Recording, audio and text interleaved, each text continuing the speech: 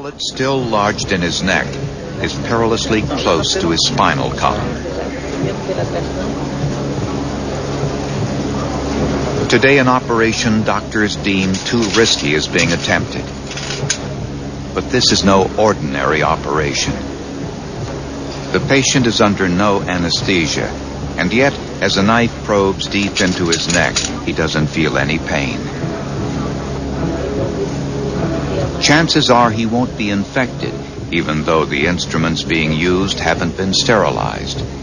And he has no misgivings about his surgeon, though his surgeon isn't a doctor. About 30 minutes later, the bullet is removed. Miraculously, his paralysis is gone.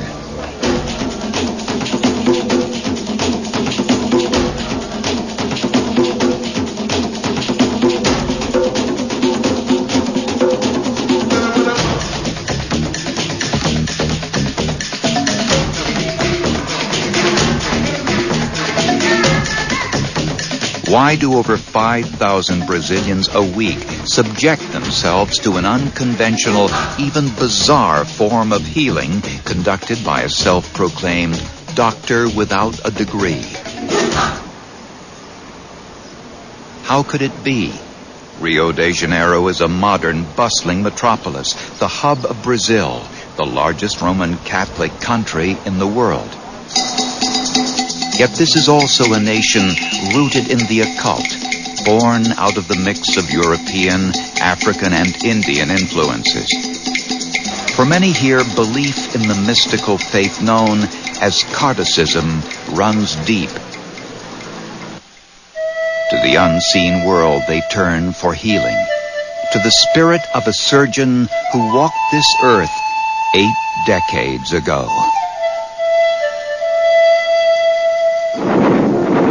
It all began during World War I.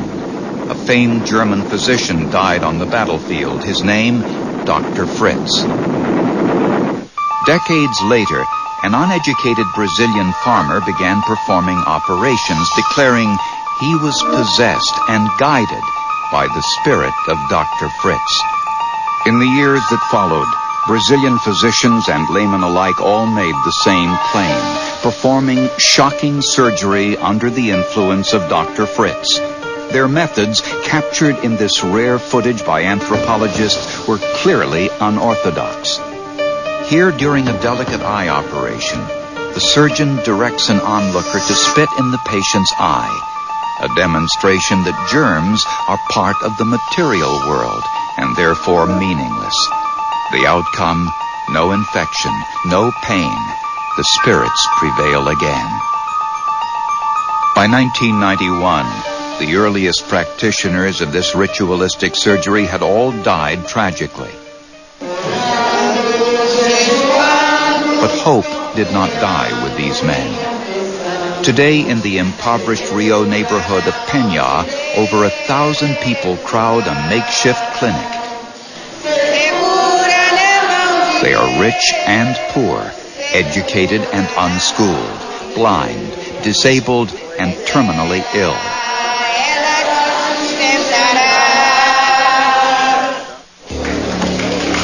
All had come seeking the same thing, to be healed by this man, Rubens Fritz, the latest incarnation of Dr. Fritz.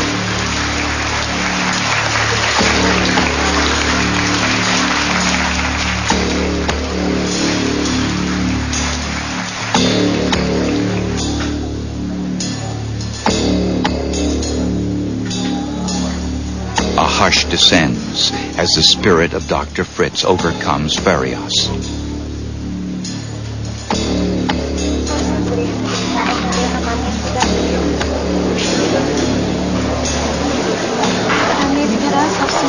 Farias is 42 years old and has no medical training. He's an engineer by trade and has very poor eyesight. Yet under the spell of Dr. Fritz, he needs no glasses. Between a spiritual doctor and a physical doctor, I choose a spiritual one.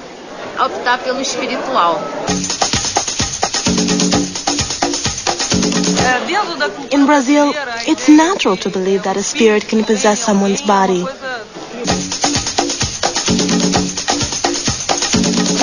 The charge to be here is no more than $10. Each patient is given a number. A 30-second audience is typically all they can expect. For most, a shot of iodine mixed with ethyl alcohol, periodically administered, is prescribed.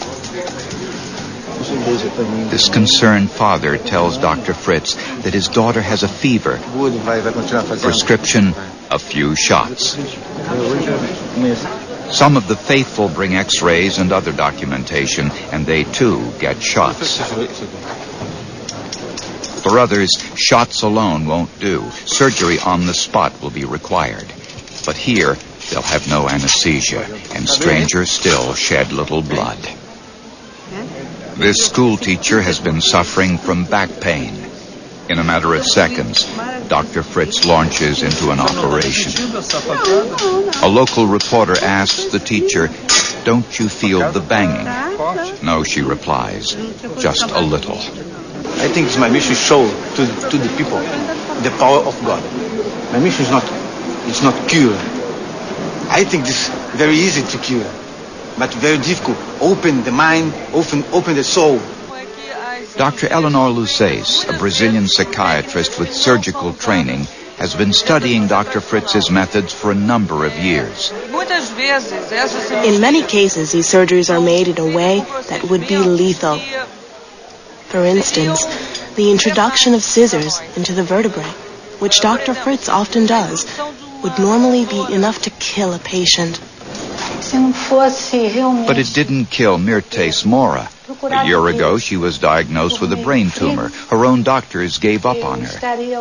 That's when she turned to Dr. Fritz. I did not feel any pain. I felt tranquil, serene. An awesome calm came over me. I realized God's hand was there. Amazingly, today, Mirtes Mora's tumor is in remission. Another reason to believe, Simo S. Schwartz. My problem was this tumor on my back. It was very large. This was before I was operated on by him. Last year, Simo S. Schwartz also put his life in Dr. Fritz's hands. A complicated procedure that might have normally taken hours was completed in minutes. Schwartz never felt any pain.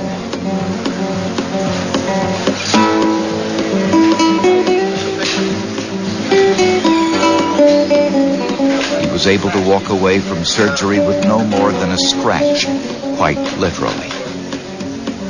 The greatest mark Dr. Fritz made on him is etched on his soul. It was a remarkable experience. I got closer to God. I could actually feel God's power and presence through the acts Dr. Fritz practiced.